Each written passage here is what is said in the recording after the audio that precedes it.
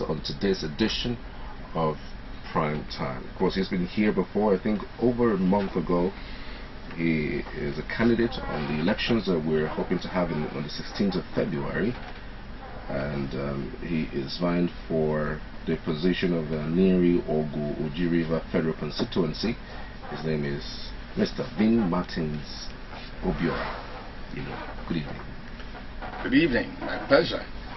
We just want to find out, how is it like? I'm sure you must have covered more ground since then. What kind of pulse have you felt from the people of your constituency? Well, it's been exciting, challenging though, but very, very interesting experience because,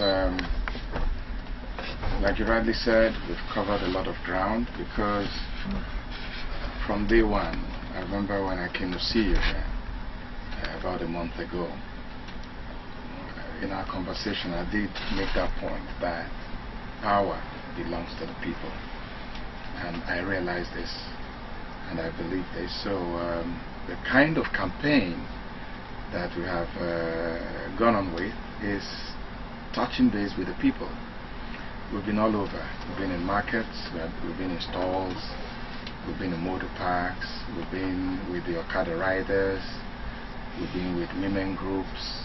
We just hit the road, talk to people, tell them why we think we can do a better job, tell them why we think we can make our federal constituency a lot better. We've not made it an individual-based campaign, we've made it an issue-based campaign. There is no water, there is no water, that's what we talk about. There are no health facilities. We tell them why there are no health facilities and what we could do if we are given the opportunity to serve the people. The people have no voice. We tell them how we can make the people have a voice again. Because I did tell you the last time I was here that one of the biggest challenges of representation is poor representation, and that's what my opponent has offered our federal constituency in the last 8 years. And when you have poor representation, it comes with poor development, sometimes no development. It comes with making the people feel, lose that sense of belonging instead of giving them a sense of belonging. So it's been quite exciting. I mean, when you're in touch with the people, not just play your jingle on radio, they see you on billboards, which my opponent is well known for, because in a lot of, I went to a market just before Christmas for my door-to-door campaign. Part of that door-to-door campaign is what we call market visitation. I went to the market and the woman just saw me. She was so angry. She said, you let me call his name just to tell my story. Okay. He said, you are Tobi Okechukwu. You are Tobi Okechukwu. Why are you in my stall? Why? I said, no, I'm not Tobi Okechukwu. I am VinMartin Obiora. I am the candidate for the APC. I want to remove Tobi Okechukwu from that position. And and the woman calmed down and said something like, oh, I thought it was him. But the point I'm making is that experience, and that was the second time I was having that kind of experience. Well, the other person didn't say, are you Tobi Okechukwu? He said, but he wasn't angry. He was like, are you the man from the PDP and stuff like that. What it tells me is that after 8 years, long years, that the ordinary constituent, the ordinary voter, who Toby had gone to 8 years ago to ask for the mandate that he's in Abuja with, does not know him. So you understand when I say that I'm bringing back the voice to the people. I'm giving them back the power that rightly belongs to them. Because my friend and my kinsman, Toby, who's been there for 8 years, took everything away from them. Not just that he didn't provide the leadership, he didn't provide the quality representation that every one of us keeps yearning for. they didn't even know who he was. He didn't even reach out to them. He didn't even make them feel that they matter, that they were a quantity in this equation. So it's exciting. And I've learned a lot, because if, like I will, get this position in another month or two, I will make sure I don't make his mistakes. I will make sure I don't run away from the people. I will make sure that from time to time I'll go back to the people to ask them, what should I be agitating for in the National Assembly? What kind of development should I be bringing home? What are your needs? What should I say in a debate? You remember when we had the third term agenda during the period of Obasanjo. I remember that debate. That I was in AIT then, so we covered it live at the National Assembly. And just a day before, the presiding officers had said to their colleagues, please get in touch with your constituents and ask them the position you should take in this debate. You remember that a lot of lawmakers were hiding. They didn't want to take a position. Right. So what happened about that time tells you that when it becomes important, the people should have a voice. You know, you see today, you see a lot of representatives, a lot of senators were debating, for instance, constitutional amendments. Besides the tour that the committee organizes, it would be nice if, for instance, as a representative of an area of Jiriba, I should go and do my own town hall and tell them what the issues are about and ask them, what would you rather I do when I get there? So I will be truly representing them. So in summary, it's been quite an experience. It's been a learning curve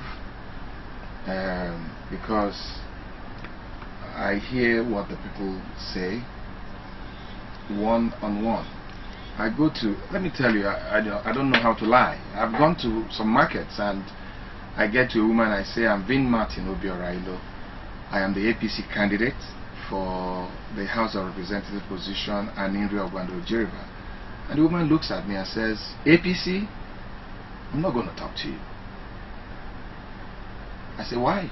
And she tells, she reels out a number of reasons, blah, blah, blah. Do you know what I do? I sit down. And my colleagues, who usually will come to the market with me, will be like, let's go, leave that one, we've lost her. I say, no, we've not lost her. Let me talk with her, let me explain it to her. And more often than not, each time I leave that market, I gain a vote. Because I take my time to explain to this woman, yes, I'm APC. APC is a party. But the only thing that gives APC life are human beings. And in this case, a very, very qualified human being who has the pedigree, who has the experience, who has the qualification, who understands the issues, who is passionate about uplifting the lives of the people. And, they will ask questions, and I'll take my time and tell them about my experience, what I've done, how I've confronted issues that had to do with the less privileged, and all that, how I'd done my job as a journalist and stood on the side of the truth and promoted good governance, human rights, how I had used my medium as a journalist to fight corruption and fight corrupt leaders. And more often than not, I gain new friends. So if you ask me, I should have been doing this before now. Right. Interesting story, really. That's why I couldn't break it. I just want to hear everything. Right. So I'm sure you must have heard a couple of things that they must have whispered to you. This is the thing we need. This is the one that they did that they didn't do well, or the one that they brought and then it spoiled or something. What are those things that you have found out from them that you feel within your capacity you could bring? First of all, one of the things I learned and I heard the people talk about was this business of people doing their job and thinking they are doing the voters a favor. If somebody has what do they call it now? Constituency allowance. That's money given to a lawmaker to address challenges in the constituency. And unfortunately, most of them use it to buy Okada, Keke, and some stuff. I saw one guy who actually opened a bet night office for his constituents, and he went to cut the tape and said that was dividends of democracy. I mean, and then one did a bridge that even hens didn't need, and said it was constituency project. So they do all those very annoying things, and some provide borehole, some assist in building health centers, and they go to town like they are doing someone else's job. I mean, the constituency allowance is for you to intervene in critical areas in your constituency, and they celebrate it like they've done something out of the world. You know, they've made people representation look like rocket science. You know, something so difficult. Oh, they have to make so many sacrifices. Oh, I used my money. Oh, so why don't you quit? If you're spending so much of your money helping the people and you don't like it, why don't you quit? But you know, this is only a smoke screen for a lot of representatives to pocket a lot of money belonging to the people. So they've talked about their representatives assuming they are idiots, that they know nothing. So they go to Abuja, they come back, they go to China like contractors and shop for projects in China, which may include solar powered street lights and all those funny things. They've not asked the constituents if they really need this. But the beautiful thing is that because they went to China or to one of these Asian countries, they find out that a unit of it will be 2,000 naira, I'm just saying. And then they come back. They do what has become popular now. They celebrate it. They put it in the budget. You understand? So during appropriation, they put it in the budget, whether the people need it or not. Then they make sure that it scales through the budgeting process. And then they go to the ministries to harass them and make sure that money is appropriated for those contracts. And then they become the contractor. Don't forget that they had gone to China to do market survey. And that time they spend in China is time they are supposed to be going to the constituents to really know what their problems are. So they give them the contract, they share the money, and then they bring one, forgive me, maybe I shouldn't be, stupid project to the people, and they say it's representation. So one thing I hear every day is that the people want to own whatever project or development you want to bring to them. And that is why I keep preaching. I'm sure I talked about it the last time I was here. There was something very commendable that former Governor Sullivan Chime did when he instituted what he called Visit Every Community, VEC. He gave him, I served in that government for 4 years. He gave us the opportunity to really understand what the needs of the people are. It was a kind of needs assessment initiative to ensure that whatever you were bringing back to the people made sense to the people. That you didn't bring a health center when they already have a general hospital. That you didn't bring back a hand-powered or whatever borehole when they already have a better borehole. That you don't come and build them a secondary school when they have 3 already that don't have enough students. That you don't go and build a youth center like they built in my community. And after building it, the building was overtaken by snakes and rats for more than 5 years. And they were now shopping for what to do with the youth center in Adoachi. That is what needs assessment makes possible, not just for the legislator, but for anyone involved in development. And that was why I went to school, to go and read development studies. As we speak, I'm pursuing a PhD in that field. Because when you do, you understand that the first thing you do when you want to bring a project, idea, whatever, is to bounce it on the people. So they complain about that. They complain about the lack of access to their representatives. They complain about not being able to take a phone and call their representative. They complain about not having an office in their constituency or in their local government where they can take a petition, a worry, something disturbing them, and they'll be sure that a letter or a petition will get to their representative. And that not only that it gets to their representative, that their representative acts on it and gets back to them. They complain about contracts that have been awarded and not completed, and their representative is not worried. Let me give you an instance. I come from the constituency Aninri, Obu and Oji River.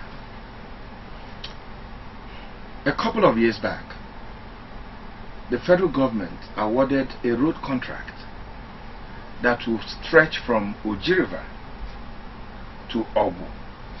Another one starts from Obu and takes you into Ebonyi State through Aninri local government and gets you to Ebonyi State. The one that was supposed to go from Obu to Aninri was awarded to Setraco, a foreign contractor. I won't be sure of the figure, so don't quote me, but it's about 14 billion. Then the one from Oji River to Obu, about the same figure. I'm not very sure about the figures, so please, I don't want anybody to say that I gave a wrong figure, but it's about the same amount of money. The one from Obu to Aninri was done in record time. The one from Oji River to Obu, as I speak to you, is not even 10% completed. I'm talking about monies running in excess of 10 billion. They have a representative who is resident in Abuja, who has access to the ministers, has access to Mr. President. Let me assume they've tried, or he has tried. And funny enough, the man I want to replace is the chairman of the House of Representatives Committee on Works. So this project is his purview, is within his purview. And he has been representative for 8 years. He is chairman of the Works Committee for almost 4 years. It will be 4 years in May. And nothing happened. That job was not done. I'm not saying that he was part of people that collected the money and pocketed it. That's not what I'm saying. What I am saying is that as our representative, he should have made sure that somebody is in jail. He should have made sure that somebody is facing the EFCC. He should have made sure that the federal government would have set up a commission of inquiry. You know, Nigeria has gotten so bad that 1 billion means nothing to nobody. 14, or to be sure, in excess of 10 billion. Nobody has been punished. Nobody has been held responsible. And that is why Nigeria is going bananas. Because people do things and get away with it. Murders are committed in Nigeria. Murders are committed in the United States. You know the difference? You commit a murder in Nigeria, you go home and drink a Star if that's your brand. You commit murder in the United States, you go to jail for life or for 35 years or more. So there's impunity. So my people complain.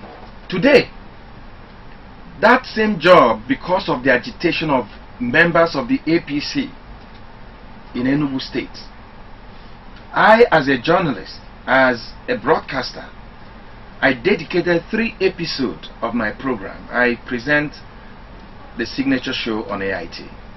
I dedicated 3 episodes of that program.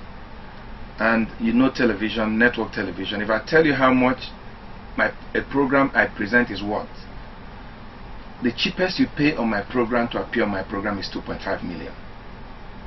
I dedicated 3 of it on that road with the permission of those that I worked for to focus on that road.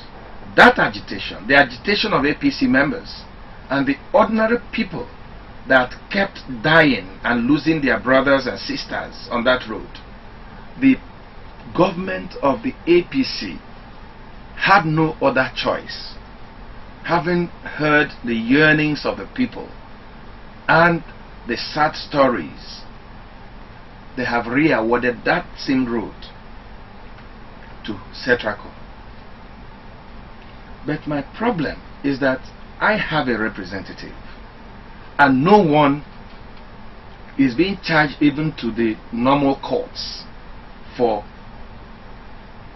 bungling that project, corruptly enriching themselves or whatever. So the people talk about that. They talk about the absence of basic facilities in our federal constituency. Those are the vibes I'm getting. Schools in my federal constituency, the one in my town, the one in my village, the one in my hamlet, the school is on the ground. They had fallen. It collapsed. And it has collapsed in the last almost a year.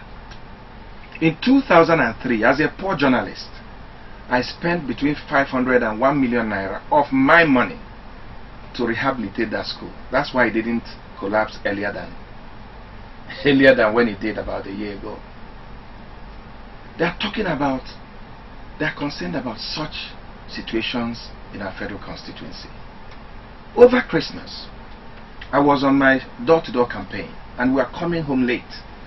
I don't know, for those that know the geography of Enugu State, we are coming from Ogu on that road that was abandoned about 7:30 p.m.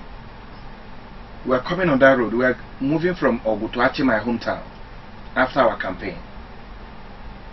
And just in front of us, an Okada rider who had an 8-year-old girl and a younger brother who should be like 2 years or less than 2 years,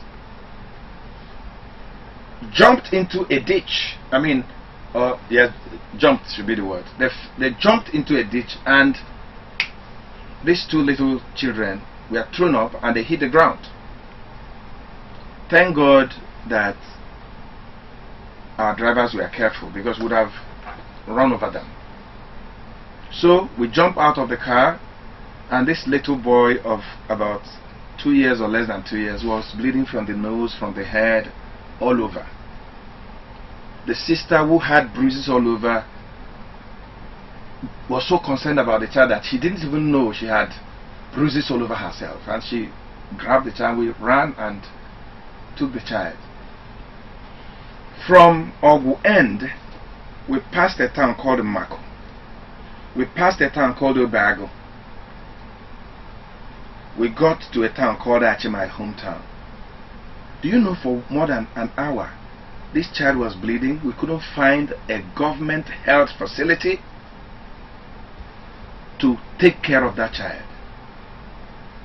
Those are the things my constituents are complaining about. Until we ran into a rickety Achi Joint Hospital that used to be one of the frontline Catholic You know, it's a joint, it used to be a joint facility. Government, people, and the church. Rickety, that one is dead. But we were able to find a nurse without a doctor. There was no light in the facility. That was where that child got a first aid almost after an hour of running from one town to the other, trying to see if we could save that child's life. The good story is that he survived. But the day after, a child who had come back with the parents from Onitsha in Anambra to come and spend Christmas in the village, somewhere around Ini, heard the masquerades and their music, is it gong or whatever, you know the masquerades in the village, you know, and every child is so excited. And this little girl, that girl is about 11 years. She just opened their gate and ran out to watch the masquerade. In that excitement, that child was knocked down by a vehicle. Do you know that for more than an hour or more, they were running? My friend, whose cousin was involved in the accident, took this child. They were running all over Oji River local government, trying to find a facility that could adequately attend to this child who was badly injured. Do you know they didn't get any? And that child is not going to celebrate another Christmas. She's dead. She's been buried. So that's what my constituents are complaining about. I'm not saying that as a representative you are the governor of Enugu State. Neither am I saying that you're the president of Nigeria. But the job of a representative is to ensure that what should come to the people come to the people. When I become the representative in the next 2 months or 3, I will go to whoever is the governor in Enugu and say, Mr. Governor, there are no health facilities in this area that I represent. What can we do?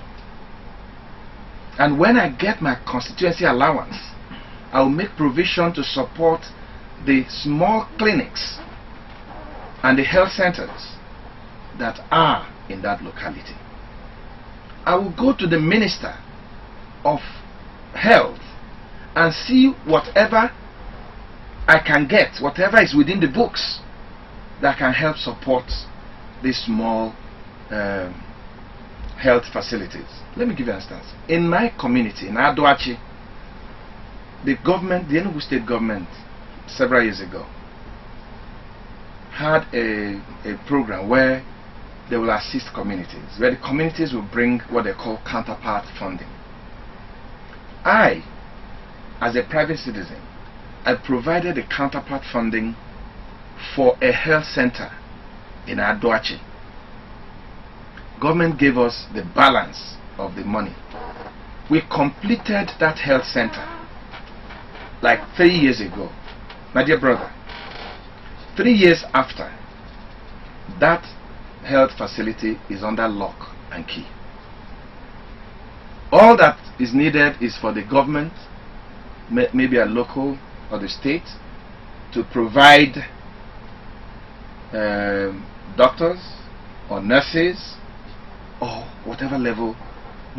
Even untrained nurses are not there. As a representative, I'm going to interface with whichever concerned authority and make sure that facilities like that are put to use. So, you ask me what I'm hearing. If I start telling you about what I'm hearing, you would not do any other program in this studio today.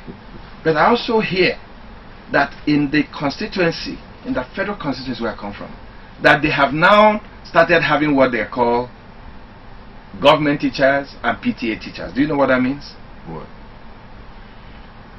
You come to a primary school, a number of them, when I talk about specifics. In Achi, where I come from, and in neighboring communities, the primary schools don't have teachers.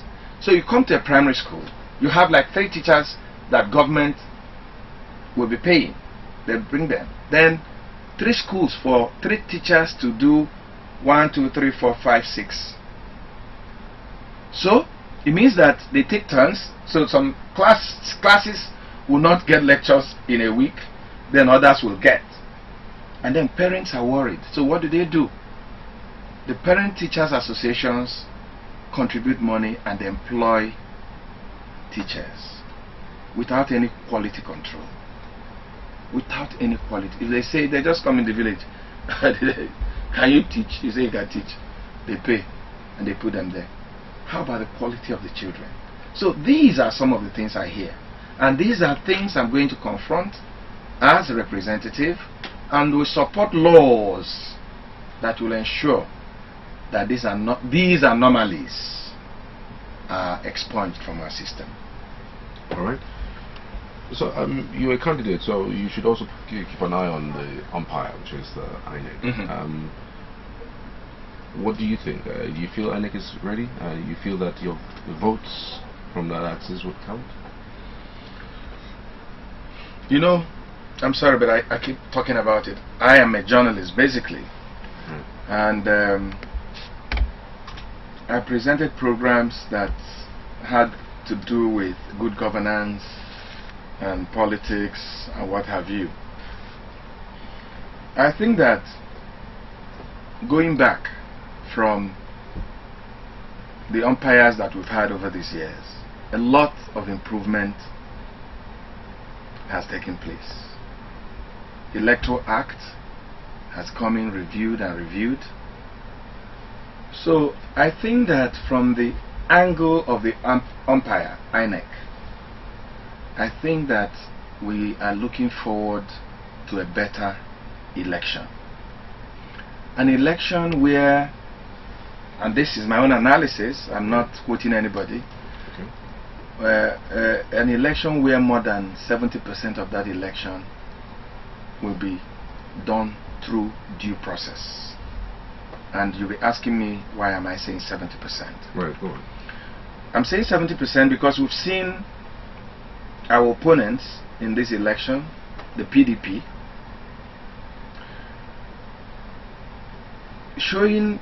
giving us that kind of body language that they want to compromise the system. When a political party, for instance, and we've shouted to INEC, when a political party starts telling voters to photocopy their voter's card, put their passport photograph, then put their account number, and then send it to them, and they open places where they can go and do that.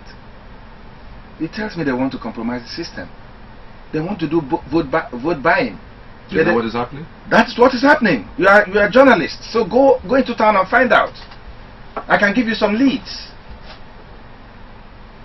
They don't want to be caught at the polling booths holding money, so they are now asking them for their account numbers, so that maybe on the morning of the election they'll be doing money transfer. I mean, it's unfortunate that INEC is doing their best, and people are spending time trying to compromise the system. So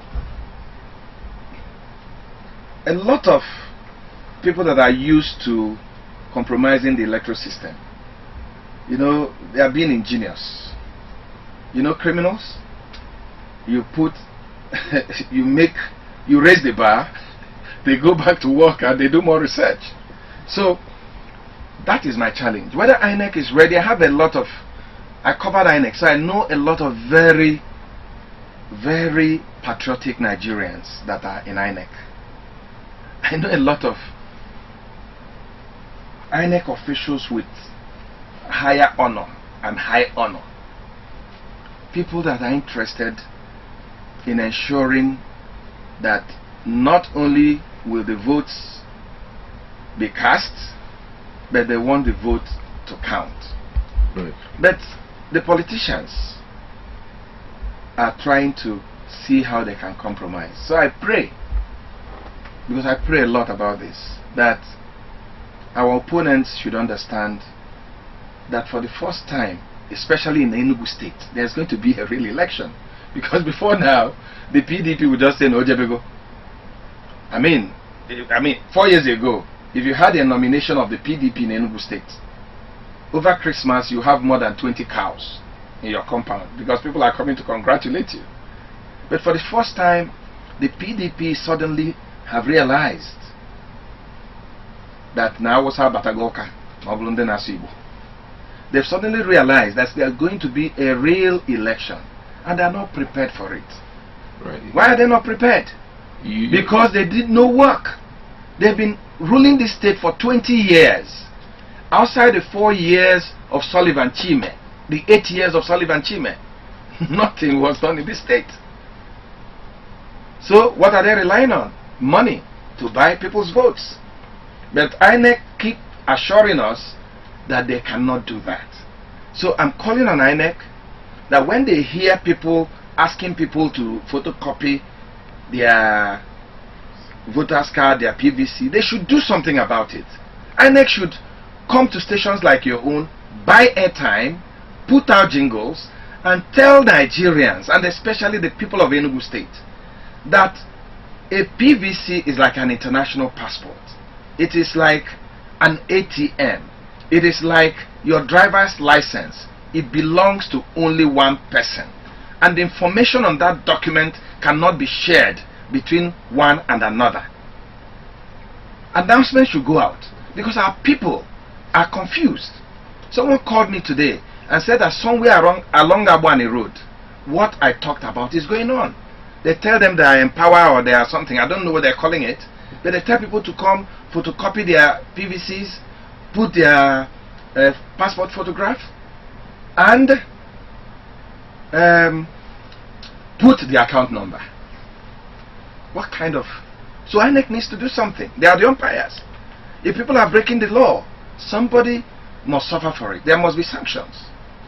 Right, but the allegation is not just for one party, because we know in Ekiti, the reports was that... Why are you always taking me outside Enugu? No, I'm just saying. I'm just a House of Representative candidate. I'm concerned the allegations about... are not just for one party. It's across board, according to the reports. So we have space for just 6 minutes to take calls. So please, if you can, just go straight to the point. 30 seconds for each. If you can ask questions, if you can actually add to what VinMartin has actually talked about today. And by the way, he is vying for the Aneri Oji River Federal constituency. He's under the All Progressives Congress. Of course, his name is VinMartin's Obiora. He's also called Edwedike. So it's 0093999 and 08099945945. Good evening.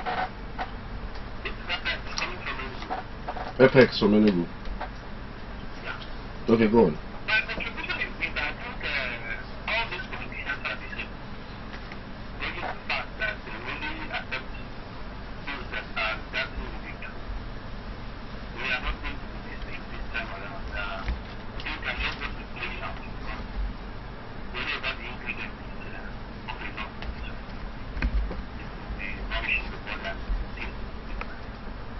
What they are doing now is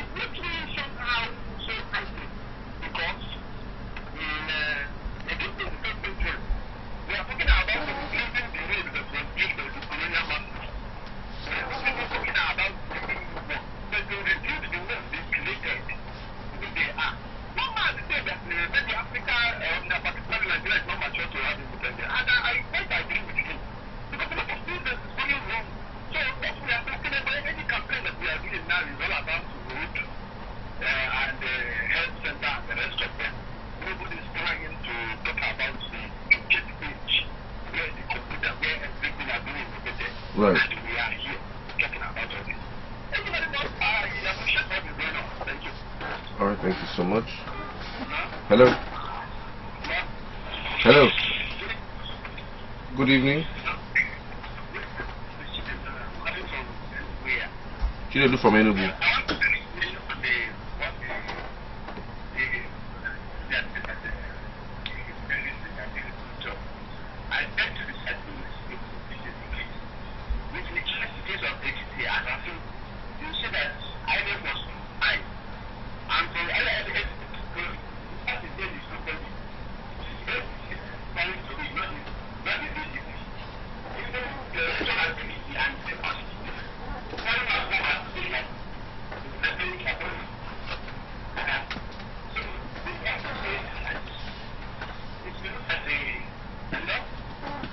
We can hear you. Go on.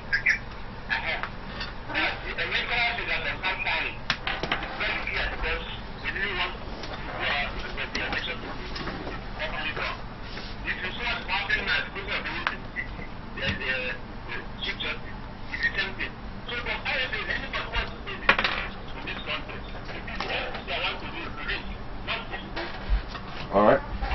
Thanks for your thought. Please keep it short and simple. Good to have you. Brave. Go on.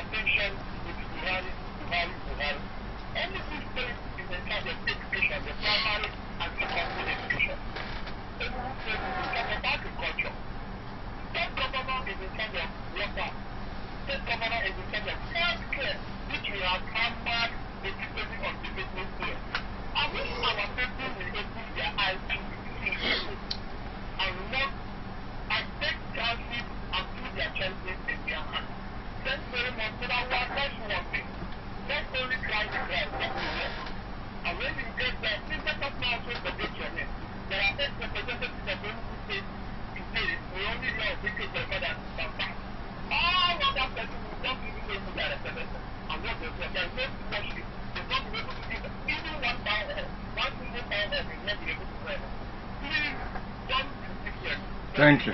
Thank you so much.